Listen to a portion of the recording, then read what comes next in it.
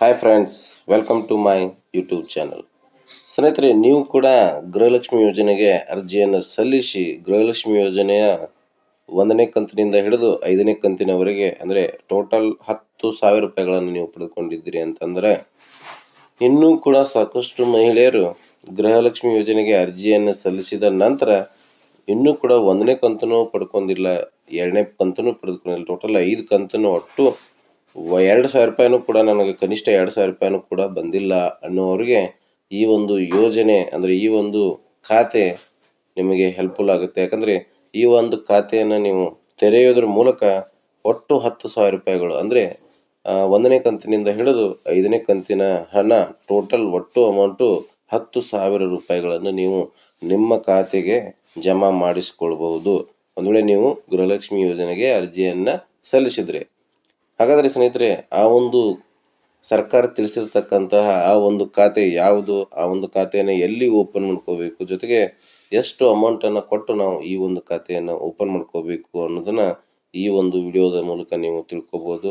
ಸ್ನೇಹಿತರೆ, ಈ ಒಂದು ಚಾನಲನ್ನು ನೀವು ಫಸ್ಟ್ ಟೈಮ್ ಏನಾರ ನೋಡ್ತಿದ್ರೆ ದಯವಿಟ್ಟು ಸಬ್ಸ್ಕ್ರೈಬ್ ಮಾಡಿ, ಜೊತೆಗೆ ಪಕ್ಕದಲ್ಲಿರ್ತಕ್ಕಂತಹ ಬೆಲ್ ಬಟನನ್ನು ಪ್ರೆಸ್ ಮಾಡೋದ್ರ ಮೂಲಕ ನಾನು ಪೋಸ್ಟ್ ಮಾಡಿರ್ತಕ್ಕಂಥ ಎಲ್ಲ ವಿಡಿಯೋಗಳ ಒಂದು ನೋಟಿಫಿಕೇಷನನ್ನು ಪಡೆದು ಜೊತೆಗೆ ಆ ಒಂದು ವಿಡಿಯೋವನ್ನು ನೀವೇ ಮೊದಲು ನೋಡ್ಬೋದು ಅಂತ ಹೇಳ್ತಾ, ಬನ್ನಿ ಸ್ನೇಹಿತರೆ ಈ ಒಂದು ವಿಡಿಯೋವನ್ನು ಪ್ರಾರಂಭಿಸೋಣ.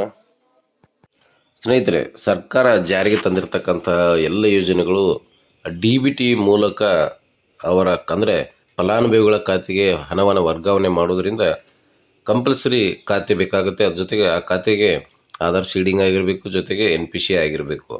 ಆದರೆ ಈ ಗೃಹಲಕ್ಷ್ಮಿ ಯೋಜನೆ ಹಣ ಇನ್ನೂ ಕೂಡ ಯಾರಿಗೆ ಮೊದಲೇ ಕಂತಿನ ಹಣ ಕೂಡ ಜಮಾ ಆಗಿಲ್ಲ ಅಂಥವರಿಗೆ ಆಧಾರ್ ಸೀಡಿಂಗ್ ಮಾಡಿಸಿರ್ಬೋದು, NPC ಆಗಿರೋದಿಲ್ಲ. ಅಥವಾ NPC ಮಾಡಿಸಿರುತ್ತಾರೆ ಅಂತಂದರೆ ಕಂಪಲ್ಸರಿ ಆಧಾರ್ ನಂಬರ್ ಬೇಕೇ ಬೇಕು. ಆದರೆ ಆಧಾರ್ ನಂಬರ್ ಸೀಡ್ ಆಗಲಾರ್ದಕ್ಕೆ NPC ಆಗಿರೋಂಗಿಲ್ಲ, ಅಥವಾ NPC ಆದರೂ ಕೂಡ NPC ಫೇಲ್ ಆಗಿರೋಂಥ ಚಾನ್ಸಸ್ ಇರುತ್ತೆ. ಹಾಗಾಗಿ ಈ ಒಂದು ಖಾತೆಯನ್ನು ನೀವು ತೆರೆದರೆ ಈ ಎಲ್ಲ ಸಮಸ್ಯೆಗಳು ಯಾವುದೂ ಇರೋದಿಲ್ಲ. ಅದಕ್ಕಾಗಿ ನಾವು ರೆಕಮೆಂಡ್ ಮಾಡೋದೇನಪ್ಪ ಅಂತಂದರೆ, ಕಂಪಲ್ಸರಿ ಈ ಒಂದು ಖಾತೆಯನ್ನು ತೆರೆದರೆ ಮಾತ್ರ ಸರ್ಕಾರದ ಯಾವುದೇ ಒಂದು ಯೋಜನೆ ಇರ್ಬೋದು, PM ಕಿಸಾನ್ ಯೋಜನೆ ಇರ್ಬೋದು, ಅನ್ನಭಾಗ್ಯ ಯೋಜನೆ ಇರ್ಬೋದು, ಜೊತೆಗೆ ಗೃಹಲಕ್ಷ್ಮಿ ಯೋಜನೆ ಇರ್ಬೋದು, ಎಲ್ಲ ಯೋಜನೆಗಳ ಒಂದು ಯೋಜನೆಗಳ ಒಂದು ಹಣವನ್ನು ಈ ಒಂದು ಖಾತೆಗೆ ಸಿಂಪ್ಲಿ ಕ್ರಿಯೇಟ್ ಮಾಡ್ಕೋಬೋದು. ಯಾಕಂದರೆ ಈ ಒಂದು ಖಾತೆಯನ್ನು ನೀವು ಓಪನ್ ಮಾಡ್ಕೋಬೇಕಂದ್ರೇ ನೀವು ಆಧಾರ್ ನಂಬರನ್ನು ಕೊಟ್ಟು ಡಿಜಿಟಲ್ ಅಕೌಂಟನ್ನು ನೀವು ಓಪನ್ ಮಾಡ್ಕೋಬೇಕಾಗತ್ತೆ. ಹೀಗಾಗಿ ಆಧಾರ್ ಶೀಡಿಂಗ್ ಮಾಡಬೇಕು ಅನ್ನೋ ಗೋಜಿರೋದಿಲ್ಲ, ಜೊತೆಗೆ NPC ಮಾಡಿಸ್ಬೇಕು ಅನ್ನೋ ಒಂದು ಯಾವುದೇ ಗೊಂದಲಗಳು ಇರೋದಿಲ್ಲ. ಸ್ನೇಹಿತರೆ, ಇಷ್ಟೆಲ್ಲ ನಾನು ಹೇಳ್ತಾ ಇದ್ದೀನಿ. ಯಾವ ಅಕೌಂಟು ಹಾಗಾದರೆ ಅಂತಂದರೆ, ಅದುವೇ ಪೋಸ್ಟ್ ಆಫೀಸಿನ ಇಂಡಿಯಾ ಪೋಸ್ಟ್ ಪೇಮೆಂಟ್ ಬ್ಯಾಂಕ್, ಅಂದರೆ ನಾವು ಅದನ್ನು IPPB ಅಂತ ಕರಿತೀವಿ.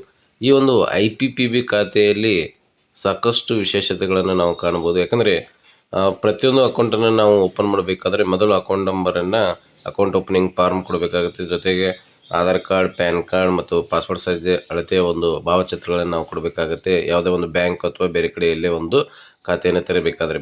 ಬಟ್ ಈ ಒಂದು ಖಾತೆ ಓಪನ್ ಮಾಡುವುದೇ ಡಿಜಿಟಲ್.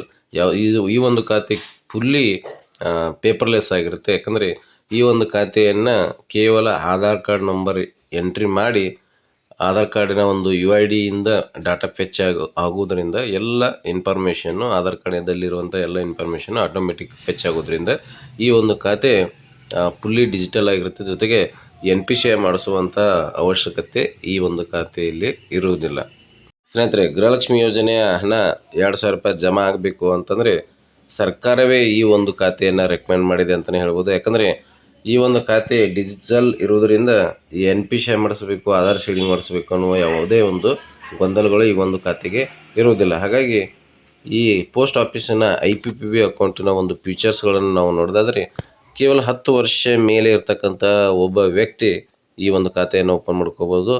ಜೊತೆಗೆ 100 ರೂಪಾಯಿಗಳನ್ನು ಕೊಡುವುದರ ಮೂಲಕ ಈ ಒಂದು ಖಾತೆಯನ್ನು, ಡಿಜಿಟಲ್ ಅಕೌಂಟನ್ನು ನೀವು ಕೇವಲ 100 ರೂಪಾಯಿ ಕೊಟ್ಟು ಅಕೌಂಟನ್ನು ಓಪನ್ ಮಾಡ್ಕೋಬೋದು. ಈ ಒಂದು ಖಾತೆಯನ್ನು ತೆರೆದ ನಂತರ ನಿಮಗೆ ಒಂದು QR ಕಾರ್ಡನ್ನು ಕೊಡಲಾಗುತ್ತೆ.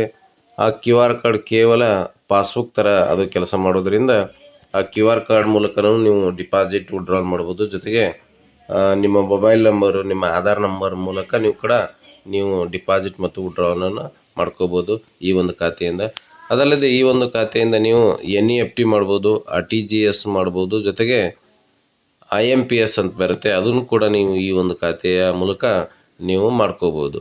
ಅಲ್ಲದೆ ನೀವು ವರ್ಚುವಲ್ ಡೆಬಿಟ್ ಕಾರ್ಡನ್ನು ಜನ್ರೇಟ್ ಮಾಡೋದ್ರ ಮೂಲಕ ನೀವು ಫೋನ್ಪೇಗೂ ಕೂಡ ಈ ಒಂದು ಖಾತೆಯನ್ನು ಲಿಂಕ್ ಮಾಡಿ ಈ ಒಂದು ಖಾತೆಯಿಂದ ನೀವು ಹಣವನ್ನು ರೆಮಿಟನ್ಸ್ ಮಾಡ್ಬೋದು, ಜೊತೆಗೆ ಈ ಒಂದು ಕ್ಯಾಶ್ ಒಂದು ಹಣವನ್ನು ಡಿಪಾಸಿಟ್ ಕೂಡ ಈ ಒಂದು ಖಾತೆಗೆ ನೀವು ಮಾಡ್ಕೋಬೋದು. ಈ ಒಂದು ಫೆಸಿಲಿಟಿ ಈ ಒಂದು ಡಿಜಿಟಲ್ ಅಕೌಂಟ್ ಆಗಿರ್ತಕ್ಕಂಥ IPPB ಅಕೌಂಟಿಗೆ ಸಿಗುತ್ತೆ.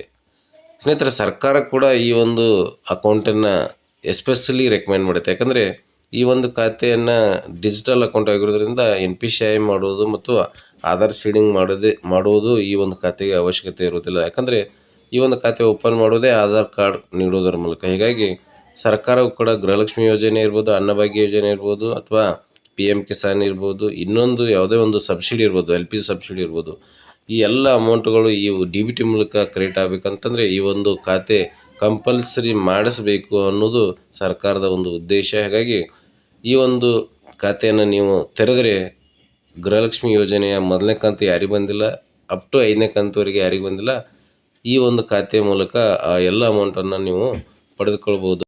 ಸ್ನೇಹಿತರೆ, ಈ ಒಂದು ಮಾಹಿತಿ ನಿಮಗೆ ಇಷ್ಟ ಆದರೆ ದಯವಿಟ್ಟು ಸಬ್ಸ್ಕ್ರೈಬ್ ಮಾಡಿ ಮತ್ತು ಸಪೋರ್ಟ್ ಮಾಡಿ. ಮತ್ತೆ ಮುಂದಿನ ವಿಡಿಯೋದಲ್ಲಿ ಹೊಸ ಮಾಹಿತಿಯೊಂದಿಗೆ ಭೇಟಿಯಾಗೋಣ. ಅಲ್ಲಿಯವರೆಗೆ ಎಲ್ಲರಿಗೂ ಧನ್ಯವಾದಗಳು.